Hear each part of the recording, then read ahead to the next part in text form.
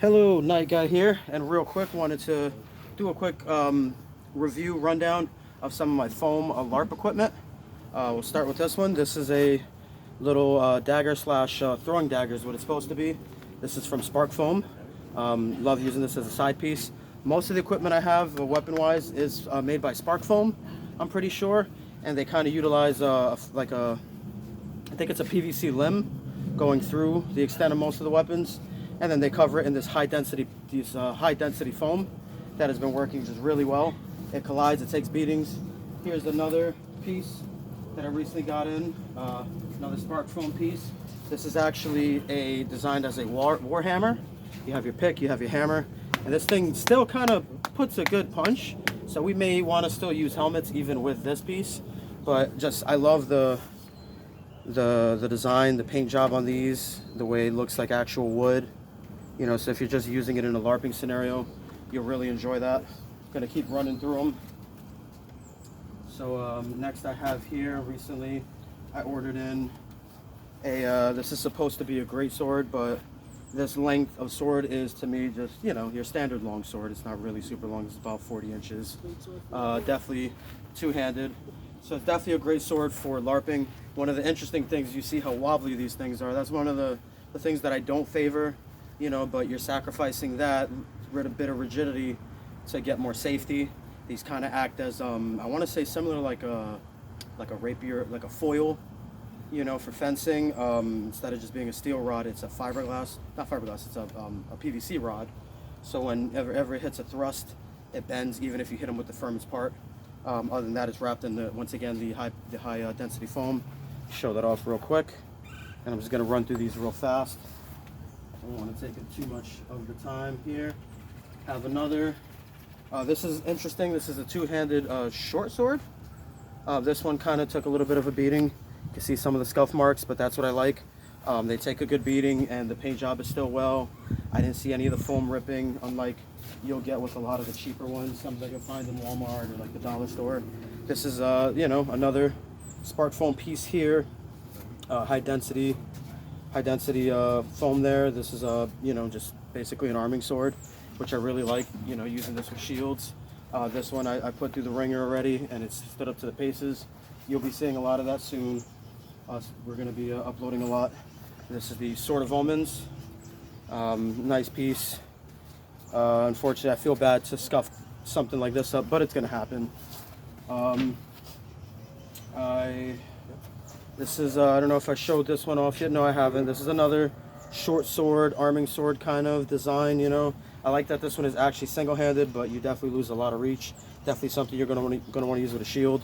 I love the pommel design with the cross, you know. So I think, you know, for the money, these are pretty cheap. They're all ranging from 15 to 30 bucks. I've seen some as high as 60. I really can't complain. This one, I believe, is also made by Sparkfoam, and this is actually a redesign of the Witcher blade. Nice long sword length.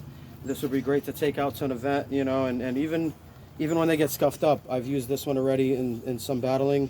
You can always just repaint them, so you're never really losing out too much. This was actually a used piece I got, which is a good example. Little 30-inch blade. You can even see the numbers written there. This is designed to be like a Viking sword. I love the work that they put into on the detail on that, but you could kind of see how that one, the top layer, even started getting ripped off. This one's taken a lot of thrusts and it's bent in, but it's still very functional, still very safe, and that's one of the things that I just absolutely love. This was the first of my favorite foam long swords that I received in. This is another spark foam piece. I don't remember exactly what it was called at the moment. Probably just medieval sword, something like that. But if you just look up the spark foam swords, you'll find it eventually in the catalogs. I love this design, you know, the forward swept guard with more of a scent stopper. This is a nice training longsword. I like this one so much that I went ahead and got two of them so my training partners could use them as well. And here we have the lovely Excalibur, or, you know, that traditional Hollywood redesign on Excalibur. This one isn't gold. This one is, you know, like a more silver metallic design, looking nice and close. And just look at the detail on that cross guard. And then you check out the pommel. It actually says Excalibur on there. You know, I love the detail that they put in. Unfortunately, I am going to be beating them up. You know, one of the things that concerns me on this one, this pommel was very loose, so I could see that coming off. I wouldn't do too much work directly with the pommel. Unfortunately, you know, they don't design them like real swords, going all the way through the handle, through the pommel. This is from Zelda. This is the Sword of Hyrule, I believe. No, Master Sword. Master Sword. Okay, sorry, I'm not the most familiar with my Zelda lore, but I saw this and I thought this was a nice piece again. It was relatively inexpensive, and just I love the design. I think this will make another good short sword. Definitely want to use something with a spear. This kind of reminds me of like a side sword, you know, with how small it is. Definitely would be more of a thrusting implement. But that's not going to matter in the context of foam weapons. And I've already done a good review on Dante's Rebellion. This was a piece that I was considering not using, but I liked it so much I am going to try it out, because it's definitely not a sword you'd be able to use in real life. If this was all actual metal or steel, you'd rip your hands up right here, you'd rip your hands up on this. So I'm going to take advantage and put it through the paces. I tried it out already a little bit, so it has some scuffs, but I haven't fully went at it. We're going to do that today. And if, you know, if this ends up getting beat up and I want to get another display one, I'll just get another one. This one was a little bit pricier. This one, I think, was about 40 bucks, if I can remember correctly, unlike the other ones.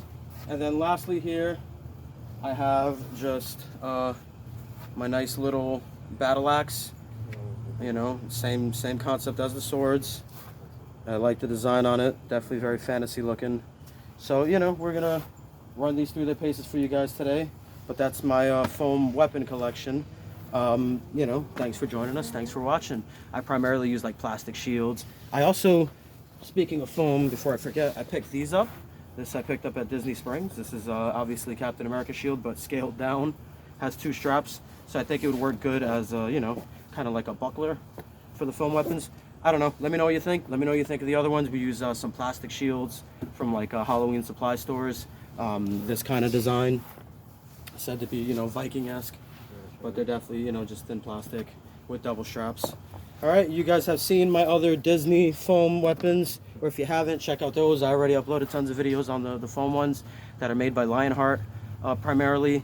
I'm going to be using some of those today also. So all right, just stay tuned, enjoy the videos. Thanks for watching.